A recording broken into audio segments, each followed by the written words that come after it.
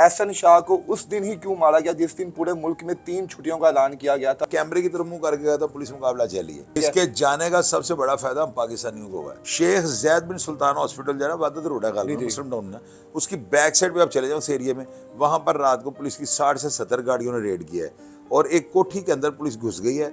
वहां से rocket launcher, grenade और इस तरह की चीजें मिली हैं। कितने फायर लगे हैं बताएं आपको? फायर इसको लगे मैं 11। पुलिस वालों ने पहले फायरिंग की है, तीफी भट्ट ने मरवाया। जी अस्सलाम वालेकुम नाज़रीन, मैं हूं आपका मेज़बान इर्तिज़ा भट्ट। एहसन शाह को रात मुकाबला हुआ और उसमें उसका जान से बाजी हार गया। वो कुछ लोग ये कह रहे हैं कि बकायदा प्लानिंग की तख्त मारा गया। बहुत सी बातें र्यूमर्स है। शाही साहब ने कुछ 3-4 महीने पहले ये एक सेटअप किया था प्लान के आइंदा आने वाले चंद महीनों में एहसन शाह आपको नज़र नहीं आएगा। वैसे ही हुआ। इससे पहले भट्ट साहब है, उन्होंने भी ऐसी ही बात की। और बात यहाँ पर 2 चीज़ें हैं कि दाता दरबार के उर्स वाले दिन ही क्यों मारा गया, और ये कहा जा रहा है कि उसका भाई भी हमले में शामिल थे। उसकी माँ का मौक़िफ़ ये है कि इस वक्त जो अली रज़ा जिसका नाम ये बार बार ले रहे हैं, ये उस वक्त मेरे साथ मौजूद था। तो क्या ये पूरा ड्रामा रचाया गया? और जो एहसन शाह की जो मौत हुई है, क्या वो पुलिस ऑफिसर्स की गोली से हुई है या उसके भाई अली रज़ा की गोली से हुई है? असल कहानी क्या है, शाही साहब से पूछते हैं। और ये पूछते हैं कि जनाब जो एहसन शाह को जो फायर लगे हैं, सुनने में ये भी आ रहा है उसकी तादाद भी उतनी ही है जितनी कि अमीर बलाश को जितने फायर लगे थे। क्या ये पूरा स्क्रिप्टेड था या कौन था? और एहसन शाह के इंतकाल के बाद असल फ़ायदा किसको होने वाला है? अस्सलाम वालेकुम सर। वालेकुम अस्सलाम जी। सर आगाज़ करते हैं सबसे पहले कि एहसन शाह को उस दिन ही क्यों मारा गया जिस दिन पूरे मुल्क में 3 छुट्टियों का ऐलान किया गया था और हमने देखा पूरा लाहौर इस वक्त पैक है, कंटेनर से बंद किया गया।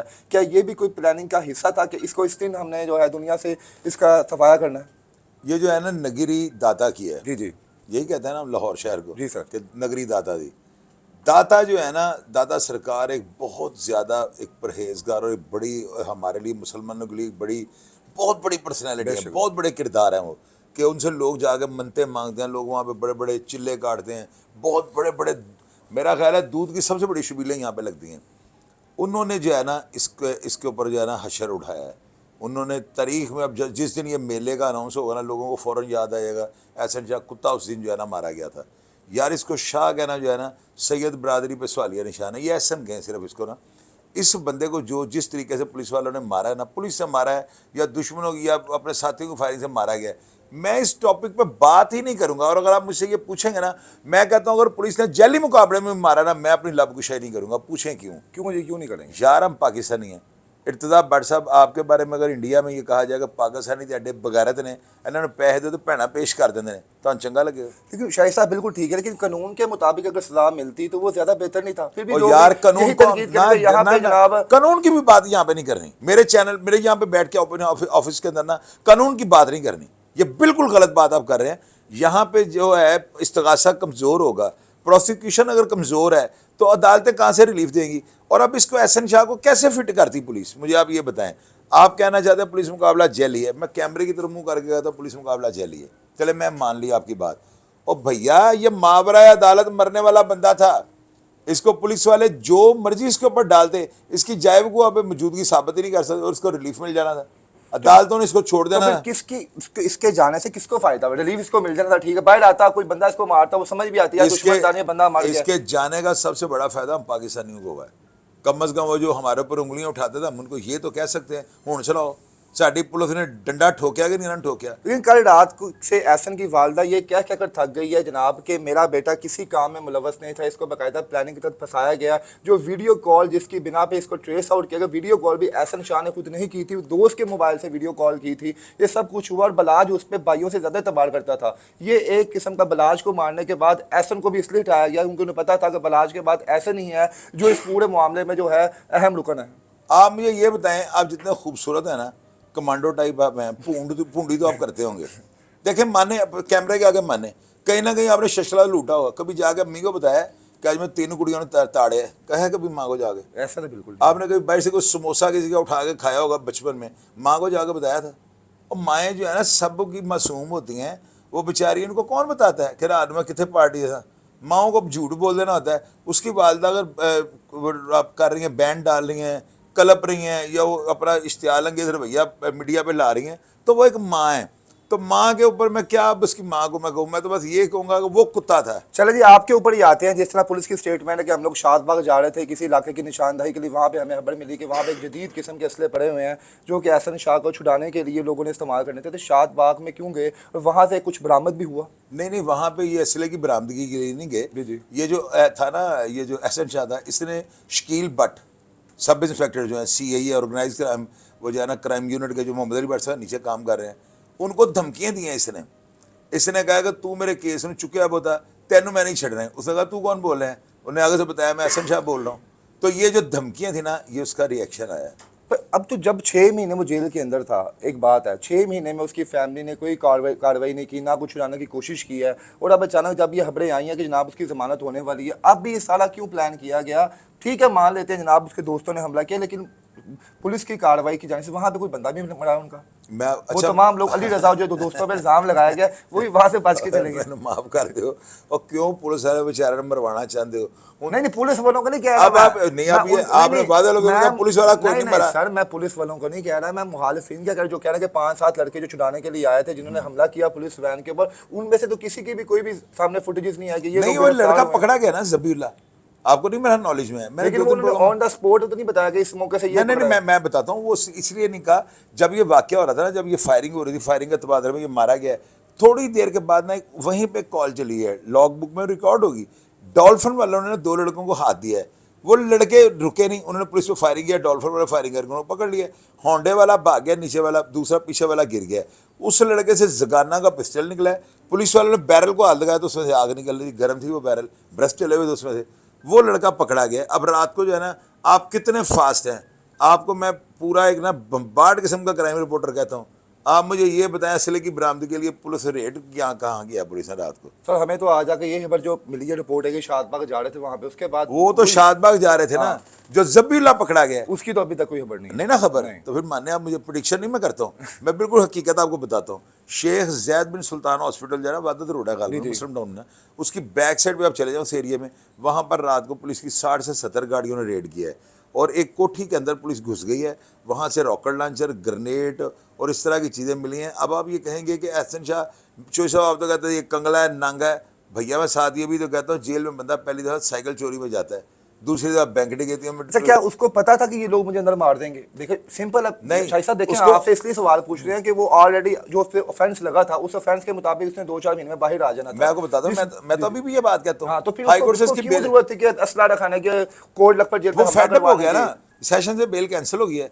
उसने कहा अगर हाईकोर्ट से कैंसिल होगी तो उसके पास बेल का हक खत्म हो जाना है। उन्होंने कहा मैं जेल के अंदर गल जाऊंगा, और अंदर लोग इसको, यहाँ तक हुआ है लोगों ने इसको गंदे अंडे मारे हैं, गालियाँ निकालते थे लोग, जहाँ भी ये नजर आने का वो कुत्ते का पुत्र जा रही, गालियाँ मुंह को हाथ रख के इसको गालियाँ निकालते थे। ये फेडअप हो चुका हुआ था। सुसाइडिंग करने वाला बंदा जो है ना, उसको दिमागी तौर पे जब आप मूव कर देंगे ना, उसकी सोचने समझने की सलाहियत मर जाती है। ये फेडअप हो चुका हुआ था, इसको मौत नजर आ रही थी। वही बातें जो मैं करता हूँ कि ज़लालत इसका मुकद्दर है, ये उसको वो मिल लेकिन रही। कुछ लोग ये कह रहे हैं कि जनाब उसके फैमिली वाले की वो बड़ा राह रास्त पे आ चुका था, दाढ़ी उसने रख ली हुई थी अंदर, जनाब वो बड़ा दीन के नज़दीक हो गया था। तो क्या समझते नहीं, उनको बंदा कोई ऐसा करके कोई तोबा माफ़ी करे तो मौका मिलना चाहिए? एक होता है कि दाढ़ी रख लेना, एक होता है दाढ़ी रखा देना। अल्लाह के बंदे, वहाँ पे रोज़ शेव नहीं होती। जेल के अंदर अक्सर लोग दाढ़ियाँ बढ़ा लेते हैं। मेरी जो है ना 1996 की मेरी फ़ोटो, जब मैं जेल से रिहा हो गया, मेरी अपनी इतनी बड़ी दाढ़ी थी, बाहर आया सबसे पहले उस वजह जाकर मैंने रेजर फरवाया। तो बात ये होती है, दाढ़ियों के साथ कोई इस्लाम का कोई ताल्लुक तो नहीं है यहाँ पे। अब देखें, ये बात अब मेरे मुंह से वो निकलवा देने लगा, मैं मासूम बंदा हूँ।